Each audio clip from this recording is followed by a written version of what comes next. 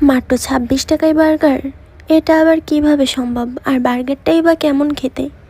হ্যাঁ, আপনারা ঠিকই ধরছেন, আজকে ভিডিওটা হবে ইয়াম্মি ট্রিটের ২৬ টাকার বার্গার নিয়ে।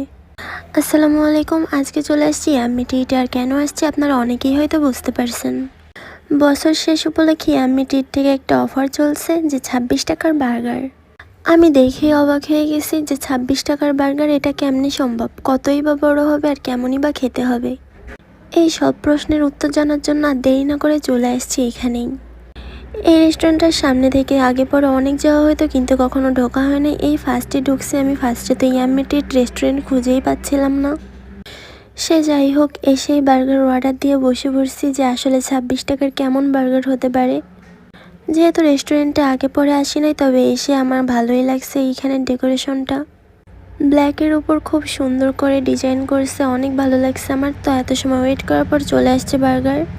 তবে সামনে এত ছোট একটা বার্গার দেখে আমার ভীষণ হাসি পাচ্ছিল যে এত ছোট বার্গারও আবার হয়।